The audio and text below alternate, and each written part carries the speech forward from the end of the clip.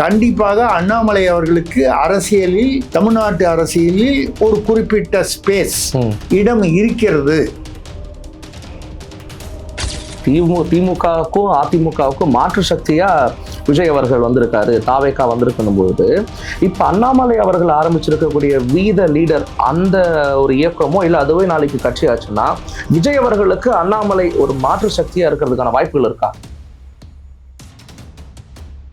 அன்னைக்கு யாரெல்லாம் வந்து என்ன திட்டினாங்களோ கமெண்ட் பாக்ஸ்லயோ இல்ல வெளியில திட்டினவங்களோ இன்னைக்கு வந்து பதில் சொல்வார்களா? இறுதி மூச்சு வரை அவர் வந்து பிஜேபியில் தான் இருப்பாருன்னு சொன்னது இப்போ என்ன, அவர் என்ன ஆக்சிஜன்ல இருக்காரா? இப்போ கூட பார்த்தீங்கன்னா 18 லட்சம் பேர் சேர்ந்துருக்காங்க. அவர் 50 லட்சம் பேர் ஆனால் வந்து கட்சி ஆரம்பிக்கிறேன்னு சொன்னவர் இப்போ ஜூலை 1ஆம் தேதியிலேருந்து அரசியலில் வரேன்றாரு. இப்போ இடைத்தேர்தலையே வந்து அவர் வந்து பெருந்துரை. இதுக்கப்புறம் பாஜக என்பது ஆட்டோமேட்டிக்கா வந்து பலவீனப்பட்டு விட்டது. இது ஒன்றும் பெரிய இப்படி சொல்றதுக்கு வந்து அப்போ அண்ணாமலையா விஜயா இருக்குவதற்கு வாய்ப்பு எப்போ? அரசியலில் புதிய தலைமுறையாக அண்ணாமலை நிச்சயமாக விஜய்க்கு ஒரு டஃப் கொடுப்பார், ஒரு போட்டியாக இருப்பார். காங்கிரஸ் அந்த கூட்டணியில் இல்லாத போது வெளியே போனா அப்படி ஒரு நிலை ஏற்பட்டால் விஜய் வந்து ஆதரிப்பார்கள். இல்லை என்றால் அண்ணாமலையை ஆதரிக்க வேண்டிய ஒரு சூழ்நிலை வந்தால் நிச்சயமாக ஏன் ஆதரிக்காம விடுவாங்க? ஸ்பெக்ட்ரம் தமிழ் நேயர்களுக்கு வணக்கம். இன்று நம்முடன் நேர்காணலுக்காக மூத்த பத்திரிகையாளர் திருசக்தி சுந்தரராமன் ஐயா உடன் இருக்கிறார். பல்வேறு சுவாரஸ்யமான தகவல்களை நமக்காக வைத்திருக்கிறார். அவரிடமே கேட்கலாம். வணக்கம் சார். வணக்கம் கார்த்திக் சார், சொல்லுங்க சார். இப்ப அண்ணாமலை அவர்களுடைய VTheLeader.org ஆரம்பிச்சிருக்காங்க. இது வந்து கூடிய விரைவிலேயே ஒரு கட்சியா மாறும் அப்படின்றதை நம்மளால பார்க்க முடியுது. அண்ணாமலை தனிப்பட்ட கட்சி துவங்குறத பத்தி உங்களுடைய பார்வை? ஏற்கனவே நம்ம பேசணும். 8 மாசம் முன்னால நான் சொல்லும் போது என்னை கழுவி ஊத்துனாங்க. அண்ணாமலை இறுதி மூச்சு வரை வந்து பிஜேபியை விட்டு போக மாட்டார் அப்படிலாம் சொன்னாங்க. பாஜக தான் அண்ணாமலை, அண்ணாமலை தான் பாஜக அப்படின்னு சொன்னாங்க. நம்ம வந்து அண்ணாமலை போகலாமா கூடாதாங்கிறத பத்தி நம்ம ஒன்றும் கருத்து சொல்ல. நமக்கு கிடைத்த தகவல்களின்படி அவர் தனி இயக்கம் அல்லது கட்சி துவங்கும் எண்ணத்தில் இருக்கிறார் என்பது நமக்கு கிடைத்த செய்தி. எப்போ? 8 மாசம் முன்னால, தேர்தலுக்குலாம் ரொம்ப மாதங்களுக்கு முன்னாடி நீங்க சொல்லிட்டீங்க. ஆமா. அப்போ வந்து என்ன திட்டினவங்க எல்லாம் வந்து கருத்தையும் திட்டினாங்க, இதுல எங்க சம்பந்தம் தெரியல, என்னுடைய சாதியும் சேர்த்து திட்டினாங்க. எனக்கே என் சாதியை நினைவுபடுத்தினாள். நானே அதை பத்தி நினைக்கிறது இல்லை, ஆனா நினைவுபடுத்தினாள். சரி, அது தமிழ்நாட்டில் ரொம்ப சர்வசாதாரணமான விஷயம். அப்ப நான் வந்து என்ன சொன்னேன், அவரு போகணும் நான் சொல்லலை, போகக்கூடாது நான் சொல்லலை. நான் அப்படியே சொன்னாலும் அவர் கேட்க போறது இல்லை, அவர் இஷ்டப்படி போறாரு. எனக்கு தெரிந்த தகவல்களை இது முன்கூட்டியே நம்ம சொல்லுவது, செய்திகளை முந்தி தருவது நமது கடமை என்று நினைக்கிறோம். அந்த வகையில சொன்னேன்.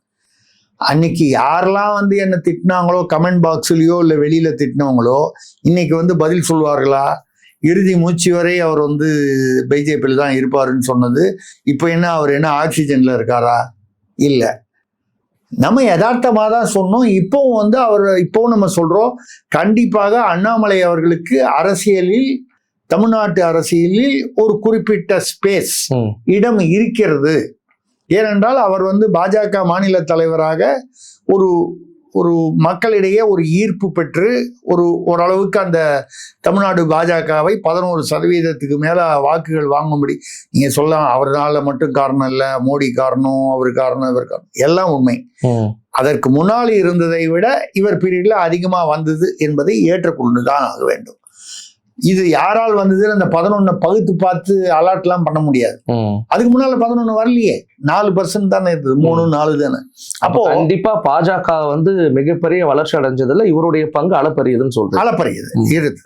அப்ப இவர் தனியாக இயக்கம் வரும்போது அந்த இயக்கத்துக்கு ஒரு ஃபாலோயிங் இருக்கும் என்று எதிர்பார்க்கலாம். இப்ப கூட பாத்தீங்கன்னா 18 லட்சம் பேர் சேர்ந்திருக்காங்க. அவர் 50 லட்சம் பேர் ஆனா வந்து கட்சி ஆரம்பிக்கிறேன்னு சொன்னவர் இப்ப ஜூலை 1ஆம் தேதியிலேருந்து அரசியல்ல வரேன்றாரு. இப்ப இடைத்தேர்தலையே வந்து அவர் வந்து பெருந்துறையில நிக்க போறாரோன்ற ஒரு தகவல் அல்லது வதந்தி அடிபடுகிறது. அது உண்மையா என்று தெரியவில்லை, நம்ம பேசுறோம். என்னை பொறுத்தவரை அண்ணாமலை அவர்கள் இயக்கம் ஆரம்பிச்சா இப்ப மத்திய பாஜக, அதாவது தேசிய பாஜக இவரை அனுமதிக்கிறதா? இல்லை வந்து ஆதரவு அளிக்கிறதா, இப்பெல்லாம் நிறைய கேள்விகள் இப்போ அலசப்படுகிறது. எனக்கு தெரிந்தவரை, எனக்கு கிடைத்த தகவலின்படி, ஏற்கனவே இவர் கட்சி ஆரம்பிக்கிறதா இருந்து டிசம்பர் 6ஆம் தேதி அறிவிக்கிறதா இருந்தாருங்கிறத நான் பேசியிருக்கேன். அதுக்கு ஒரு வாரம் முன்னால திருப்பூர்ல ஒரு ஃபங்க்ஷன்ல இருந்தபோது இவரை கூப்பிட்டு அமித்ஷா அவர்கள் தனி கட்சி தேர்தல் வரைக்கும் பேசக்கூடாது, தனி இயக்கம் பத்தி பேசக்கூடாது என்று அறிவுறுத்தியதாக தகவல்கள் வந்ததையும் நான் பேசியிருக்கேன். அது உண்மையிலே நடந்ததா இல்லையா? நிச்சயமா. அவரு டிசம்பர் 6 அன்னைக்கு அறிவிக்கல.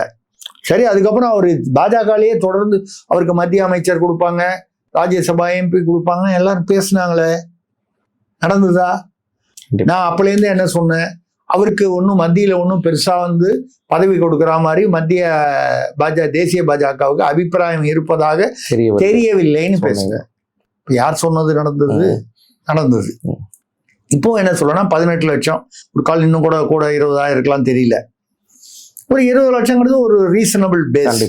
இதை வைத்துக்கொண்டு அவர் கட்சியாக இதை மாற்றி விட்டாரானால் அநேகமா கூடிய சீக்கிரம் மாற்றிடுவார். இப்போ தேர்தலில் நிற்கிறாருன்னு வைங்க, கட்சியா மாற்றினா தானே நிற்க முடியும், சுயேட்சையா நிற்க மாட்டார்ல. இப்போ ஒரு கால் பெருந்துறையில் நிற்பது உண்மையானால், உறுதியானால் கட்சியா மாற்றி தான் ஆகணும். கண்டிப்பா. அப்ப ரெடியா இருக்காருன்னு அர்த்தம். Any time. அது ஒன்றும் பெரிய விஷயம் இல்லைங்க. நான் தான் சொல்றேன், அந்த ரகசியம் அவருடைய ரகசியம் இல்லை, பொதுவான விஷயம். 7 பேர் சேர்ந்தா ஒரு கட்சி ஆரம்பிக்கலாம் இந்தியாவில், ஜனநாயக தேர்தல் ஆணைய விதிகளில். இப்போ ஒரு கட்சி ஆரம்பிச்சு அதுக்கு ஏதோ ஒரு பேரும் வச்சிருக்காங்க. எப்போ வேணா தலைவரையும் மாத்திக்கலாம், பேரையும் மாத்திக்கலாம், கொடியும் மாத்திக்கலாம். ஒரு கட்சி ஆரம்பிச்சு வச்சிருது, 7 பேரோ 70 பேரோ யாரையோ வச்சு வேண்டியவங்கள எப்போ வேணாலும் அதுக்கு நம்ம தலைவரா வந்து ஒரு லெட்டர் பேட்ல போட்டு அந்த தேர்தல் ஆணையத்தில் கொண்டு போய் கொடுத்தா முடிஞ்சு போச்சு. கண்டிப்பா சார். இப்ப திமுகவுக்கும் அதிமுகவுக்கும் மாற்று சக்தியா விஜய் அவர்கள் வந்திருக்காரு, தாவேகா வந்திருக்கணும் பொழுது, இப்ப அண்ணாமலை அவர்கள் ஆரம்பிச்சிருக்கக்கூடிய வீத லீடர் அந்த ஒரு இயக்கமோ இல்ல அதுவே நாளைக்கு கட்சி ஆச்சுன்னா விஜய் அவர்களுக்கு அண்ணாமலை ஒரு மாற்று சக்தியா இருக்கிறதுக்கான வாய்ப்புகள் இருக்கா? கண்டிப்பா ஒரு போட்டியா இருப்பாருங்கிறதா என்னுடைய கருத்து. கண்டிப்பாக விஜய் அவர்களுக்கு, அதாவது இவர் வந்து சினிமா மூலமாக இங்க வந்தவர், சினிமா அந்த ஈர்ப்பை வைத்து கொண்டு இங்க வந்தவர். அந்த அளவுக்கு, அதனாலதான் பாத்தீங்கன்னா அவர் முதல்ல வந்து ரசிகர்களை வந்து தொண்டர்களாக்கி அவர்களை பதிவு பண்ணுங்கன்னு சொல்லும்போது 1,10,00,000 பேர் பதிவு பண்ணதா சொல்றாங்க. அவங்க சொல்றதுதான். இப்ப இவர் 18 லட்சம் சொல்றாருன்னா அவர் சொல்றதுதான். நம்ம வந்து யாரையும் பொய் சொல்றாங்கன்னு சொல்லல. அவர்கள் சொல்லுவது 18 லட்சம். இந்த 18 லட்சம் யாராவது வந்து லிஸ்ட் கேட்டு நீங்கள் நானும் வெரிஃபை பண்ண போறோமா? இல்லை. ஆனா அவர் வந்து 50 லட்சம் சொன்னவர் 18ன்னு சொல்லும் போது உண்மையா தெரியுது. 50ன்னு சொல்லிட்டு வந்து 80 வந்ததுன்னு சொன்னா கூட நீங்க ஒரு கால் முன்ன பண்ண இருக்குமான்னு சொல்லலாம். கம்மியா தான் வந்ததுன்னு சொல்றாருன்னா உண்மையா தான் இருக்கும்னு நினைக்கலாம். அதே மாதிரி அவரும் வந்து 1,10,00,000 சொல்றது வந்து பொய்யா இருக்கும் நம்ம ஏன் நினைக்கலன்னா, அவர் வாங்கின ஓட்டு 1,70,00,000. அப்போ 1,10,00,000 பேர் போட்டிருக்காங்க வச்சுட்டா கூட, அந்த தொண்டர்ல இல்ல அதுல 1 கோடி போட்டிருந்தா கூட மிச்சம் ஒரு 70 லட்சம் இது வரைக்கும் சேராதவன் சேர்ந்திருக்கலாம். இல்ல பொதுவான மக்கள், இளைஞர்கள் விஜய்க்கு வந்து, அதாவது பதிவு பண்ணல ஆனா வந்து ஓட்டு பதிவு பண்ணணும்னு அவசியம் இல்லையே கட்சியில. பொதுவா இப்ப நான் கூட இருக்கேன், எந்த கட்சியையும் பதிவு பண்ணல, ஆனா ஓட்டு போட போகும்போது ஏதோ ஒரு கட்சி தான் நம்ம எனக்கு பிடிச்ச கட்சியோ இல்ல வேட்பாளரோ தேர்ந்தெடுத்து தான் ஓட்டு போடுறேன். அதுக்கு அந்த கட்சியில போய் நான் பதிவு பண்ணணும்னு அவசியம் இல்லையே. அந்த மாதிரி பார்க்கும்பொழுது விஜய் அவர்கள் இந்த தருணத்தை பயன்படுத்தி கொண்டு, இப்போது கிடைத்த அந்த ஒரு வாய்ப்பை பயன்படுத்தி கொண்டு ஒரு நல்ல ஆட்சி கொடுக்கிறார் அப்படின்னு சொன்னால் அவர் நிலையாக தொடர்ந்து ஆட்சி செய்யலாம், இல்ல வந்து தொடர்ந்து அரசியலில் பயணிக்கலாம். அதே சமயம் அண்ணாமலை வந்து ஒரு போட்டிக்கு வராருன்னு சொன்னா கண்டிப்பாக அந்த என்ன சொல்றது, இந்த புதிய தலைமுறை, நான் சொல்ற புதிய தலைமுறை இந்த டிவி இல்ல, அரசியலில் புதிய தலைமுறையாக அண்ணாமலை நிச்சயமாக விஜய்க்கு ஒரு டஃப் கொடுப்பார், ஒரு போட்டியாக இருப்பார். ஏன் நான் இந்த கேள்வியை கேட்டேன்னா, ஒவ்வொரு முறையும் திமுகவினர் தப்பு பண்றது ஆன்டி இன்கம்பன்சியா ஏடிஎம்கேக்கு போகும், அதிமுகவுக்கு போகும். அதிமுகவினர் தவறு பண்ணும்பொழுது ஆன்டி இன்கம்பன்சியா திமுகவுக்கு போகும். இப்ப இவர்கள் 2 கட்சி மேல இருந்த வெறுப்பு தான் ஆன்டி இன்கம்பன்சியா ஒட்டுமொத்தமா தாவேகாக்கு வந்திருக்கு. இப்ப தாவேகாவினர் பண்ற ஒவ்வொரு தவறுகளும் மக்களால் பார்க்கப்பட்டால் இது அனைத்தும் அண்ணாமலை அவர்களுக்கு ஓட்டுகளா மாறுவதற்கான வாய்ப்பு உண்டா? அதுதான் சொல்றேன். இதுக்கப்புறம் தாவேகா மீதான அதிருப்திகள் எங்கெங்கெல்லாம் இருக்கிறதோ இல்லை வரப்போகிறதோ ஏன்னா எல்லா கட்சியுமே 100% திருப்தியாக ஆட்சி நடத்துவார்கள் என்று யாரையுமே எதிர்பார்க்க முடியாது. அதிருப்திகள் அதிகமானால் அந்த அதிருப்தி வந்து மறுபடியும் திமுகவே அதிமுகவுக்கோ அது சாதகமாக இருப்பதற்கு வாய்ப்பு இல்லை. அதாவது திமுக அதிமுக ரெண்டுமே என்னை பொறுத்த வரைக்கும் இந்த சேச்சுரேஷன் பாயிண்ட்னுவாங்க. இந்த தண்ணி டம்ளர்ல வந்து மேல மேக்சிமம் ஊத்தியாச்சு அப்படின்னு சொன்னா அதுக்கு மேல இடம் இல்லை. அதான் சேச்சுரேஷன் பாயிண்ட். அந்த சேச்சுரேஷன் பாயிண்ட்டுக்கு திமுகவும் அதிமுகவும் ஒவ்வொரு வகையில, இவங்க ஒரு வகையில அவங்க ஒரு வகையில வந்துட்டாங்க. அப்பொழுது தாவேகா மீது வரும் திருப்திகள் இருக்கும், பாராட்டுகள் இருக்கும், விமர்சனங்களும் இருக்கும். அந்த விமர்சனங்களும் அதிருப்தியும் யாருக்கு வந்து சாதகமாக அமையும்னா அண்ணாமலைக்கு தான். ஏன்னா இப்ப இருக்கக்கூடிய அந்த ஒரு சூழல்ல போட்டியாக வரப்போகுது. ஓரளவுக்கு சீமானுக்கு போகலாம். ஆனால் சீமானை பொறுத்தவரை வந்து அவரும் ஏறத்தாழ 60 வயதுன்னு நினைக்கிறேன். ரொம்ப இளைய தலைமுறைன்னு சொல்ல முடியாது. அரசியல்ல வேணா ஒரு காலம் இந்த 4வது முனை போட்டியில இருக்காருன்னு சொல்லலாமே தவிர இளைஞர்னு சொல்ல முடியாது. விஜய் அவர்களே 52 வயது. ஆமா. அண்ணாமலை ஏறத்தாழ 40 சொச்சம். அப்படி இருக்கும்போது இவர்கள் எல்லாரையும் விட அவர் வந்து இளைஞர்னு சொல்லலாம். அப்ப இன்னும் வெகு நாட்கள் அரசியலில் பல வருடங்கள் இருப்பதற்கான வாய்ப்புகள் உள்ளன. இப்ப அண்ணாமலைக்கு ஒரு எதிர்காலம் இருக்கு. அது அவர் வந்து ஆட்சி அமைப்பாரா, அது எப்போ நடக்கும், 2031 நடக்குமா, 36 நடக்குமா, இதெல்லாம் வந்து விஜய் அவர்களுடைய ஆட்சி மீது எவ்வளவு திருப்தி எவ்வளவு அதிருப்தி ஏற்படுகிறது என்பதை பொறுத்து அமையும். நடந்தால் ஒருவேளை இப்ப திமுகவினுடைய எதிர்கட்சி தலைவரா வந்து திமுக தலைவரா உதயநிதி அவர்கள் இருக்காரு. ஃபியூச்சர்ல மேபி மிதுன் பழனிசாமி அவர்களும் வந்துட்டா ஏடிஎம்கேக்கு வரமாட்டாருன்னு சொல்றாங்கனாலும் அப்படியே சொல்லுவாங்க. அப்படிதான் வரலன்னு சொன்ன நிறைய பேர் வந்திருக்காங்க. அப்படிதான். அப்ப அவர் வந்துட்டாருன்னா அப்ப அடுத்த அரசியல் களம் வந்து Annamalai versus Mithun Palaniswami versus Udhayanidhi versus Vijay, இப்படி ஒரு அரசியல் களம் மாறுவதற்கான வாய்ப்புகள் உள்ளதா இருக்கு. ஏன்னு கேட்டா நம்ம அதிமுக திமுக சேச்சுரேஷன் பாயிண்ட் வந்துட்டாங்கன்னு சொன்னமே தவிர அவர்கள் கதை முடிந்து விட்டதுன்னு நம்ம சொல்லல. ரெண்டுத்துக்கும் வித்தியாசம் இருக்கு. புரியுது. அந்த கட்சிகள் ஏதோ அழிந்து விடும், கிட்டத்தட்ட அழிந்து விட்டனன்னு சொல்லல. மக்கள் வந்து இதை தாண்டி வேறு பக்கம் மாற்றத்தை தேட ஆரம்பித்து விட்டார்கள், அப்படிதான் சொல்றோம். ஆனால் அதே சமயத்தில் அவங்க வந்து 2 இயக்கங்களுமே ஆலமர இயக்கங்கள். திமுகவானாலும் சரி, எம்ஜிஆர் தோற்றுவித்த அதிமுகவானாலும் சரி, ஒரு பிரம்மாண்டமான வளர்ச்சி பெற்றவை. அப்போ வந்து அது அப்படியே திடீர்னு ஒண்ணுமே இல்லாம புஷ்ஷுன்னு போயிடும். ஒரு சின்ன கட்சிகள்லாம் அந்த மாதிரி போயிருக்கு. இப்போ மதிமுகலாம் அந்த மாதிரி கிட்டத்தட்ட காணாமல் போயிருக்கு. தேமுதிக இப்போ ஒண்ணுமே இல்லாம ஒரே ஒரு மெம்பர் தான் இருக்காங்க. அந்த மாதிரி நிலைமைக்கு அவ்வளவு சீக்கிரம் வந்துடும் நான் நினைக்கல. ஆட்சியை பிடிக்கும் அளவுக்கு திமுக அல்லது அதிமுக மாறி மாறி இருந்த காலம் மாறிவிட்டது. இப்போ புதியவர்கள் வரவு தொடங்கிவிட்டது. அப்போ மேலும் புதியவர்களுக்கு வாய்ப்பு இருக்கிறது. அதே சமயத்தில் திமுக என்றால் இப்பொழுது ஸ்டாலின் என்று இருப்பது மாறி உதயநிதி என்று இன்னும் உறுதிப்பட்டால், அதிமுக என்பது எடப்பாடி அல்லது அவரை சுற்றி உள்ளவர்கள் அப்படிங்கிறது போக புதிதாக வரக்கூடிய மிதுன் வருவாரா தெரியாது. அப்படி வரும்போது மக்கள் வந்து இது இவர்களாம் இளைஞர்கள், இவர்களுடைய தலைமையில் இந்த அதிமுக எப்படி செயல்படுகிறது, உதயநிதி தலைமையில் திமுக எப்படி செயல்படுகிறது, அதோடு விஜய் தலைமையிலான தாவேகா, அண்ணாமலை தலைமையிலான ஏதோ ஒரு கட்சி, இப்படி பார்க்கக்கூடிய காலம் நெருங்கி கொண்டிருக்கிறது என்பதுதான் என்னுடைய கருத்து. கண்டிப்பா சார். இப்ப திமுக கட்சி உடையல, திமுக கூட இருந்த கூட்டணி கட்சிகள் தான் வந்து தாவேகா பக்கம் போயிருக்கு. ஆனா அதிமுக பாத்தீங்கன்னா அதிக அளவுல எம்எல்ஏக்கள் வந்து கட்சியில இருந்து பிளவு ஏற்பட்டிருக்காங்க. ஆனா அடுத்தது பாத்தீங்கன்னா பிஜேபிலையும் இது நடக்குது. குறிப்பா அண்ணாமலை அவர்கள் வந்து வெளியே வந்ததுக்கு அப்புறம் இப்ப பிஜேபியில வந்து அண்ணாமலை கூட இருந்தவங்க வெளியே வந்துட்டு பிஜேபி விமர்சிக்கிறாங்க. அதே மாதிரி அண்ணாமலை வெளியே போனதுக்கு அப்புறம் பிஜேபியில ஏற்கனவே அண்ணாமலையை பாராட்டினவங்க அண்ணாமலை விமர்சிக்கிறாங்க. இதை நீங்க எப்படி பாக்குறீங்க? தமிழ்நாட்டில் தேசிய கட்சிகள் அவர்கள் நினைத்த அளவுக்கு, அவர்கள் எதிர்பார்க்கும் அளவுக்கு வளர்ச்சி பெற முடியவில்லை. இது காங்கிரஸுக்கும் பொருந்தும், பாஜகவுக்கும் பொருந்தும். பிராக்டிகலான ட்ரூத் சொல்லிட்டீங்க. இதுதான் உண்மைதான். உண்மை. யாராவது ஏதாவது ஒரு பிராந்திய கட்சி இவர்களோடு ஒட்டி கொண்டுதான் இவர்கள் அரசியல் நடத்த வேண்டிய ஒரு சூழ்நிலை. முதல் முறையாக பாஜகவில் தனியா பாஜகவிற்கு ஒரு அடையாளம் கொண்டு வருவதற்கு காரணமாக கருவியாக இருந்தவர் அண்ணாமலை. எந்த காரணத்தினாலோ இப்பொழுது அங்கிருந்து விலகி அவர் தனியா இயக்கம் கண்டு விட்டார். இதுக்கப்புறம் பாஜக என்பது ஆட்டோமேட்டிக்கா பலவீனப்பட்டு விட்டது. இது ஒன்றும் பெரிய இப்படி சொல்றதுக்கு ஒன்றும் அறிவுஜீவியா இருக்கணும்னு அவசியம் இல்லை. ஒரு பாமர மக்கள் புரிந்து கொள்ளக்கூடியது.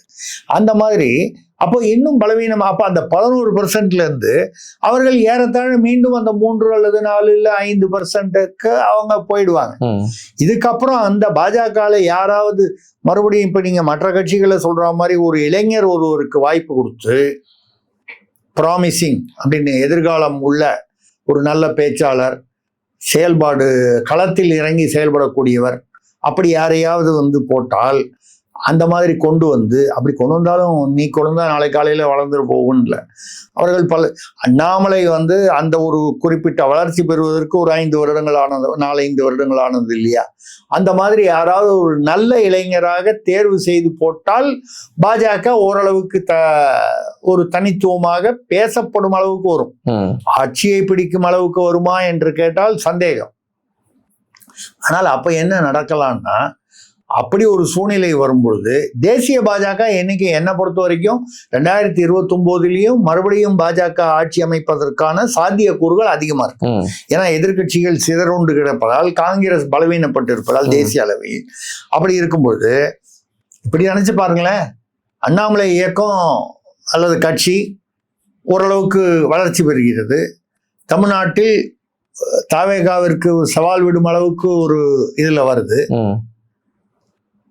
அப்போ தேசிய பாஜக தமிழ்நாட்டிலிருந்து எம்பிக்கள் வர வேண்டும் என்று எதிர்பார்ப்பார்களா? பாஜகவிலிருந்து மட்டும்தான் நாங்க எதிர்பார்ப்போம்னு சொல்லுவாங்களா? அவங்கள பொறுத்த வரைக்கும் மற்ற மாநிலங்கள்ல வட மாநிலங்கள்ல ஈஸியா எங்க வாங்கணுமோ வாங்கிட்டு போயிடுறாங்க.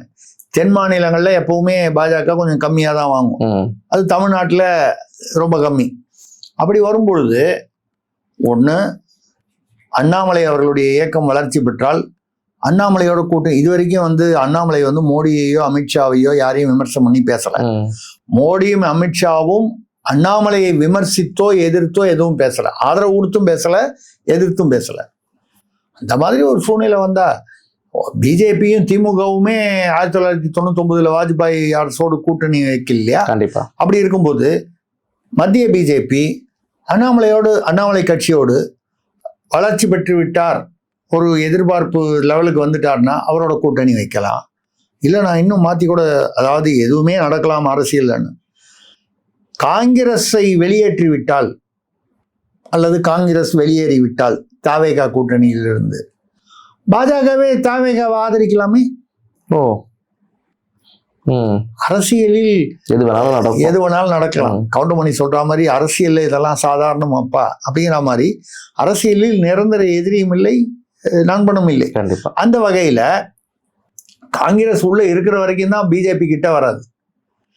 இப்ப இவர்கள் இடைத்தேர்தலாம் நடத்தி ஒரு 120 சீட் வாங்கிட்டாங்க. காங்கிரஸை நம்ப வேண்டிய அவசியம் இல்லை. அந்த நிலையை நினைத்து பாருங்கள். மத்திய அரசிலிருந்து தொடர்ந்து நிதி திட்டங்கள்ல நிதி வந்தாதான் இங்க கஜானா காலி.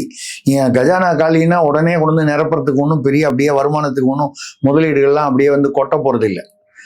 பாஜக பொறுத்தவரை, தேசிய பாஜகவை பொறுத்தவரை 2029 தமிழ்நாட்டிலிருந்து அவர்களுடைய கட்சியிலோ இல்லை அவர்களுக்கு ஆதரவாகவோ, அவர்களுடைய கட்சியில பெருசா வர்றதுக்கு வாய்ப்பு இல்லை.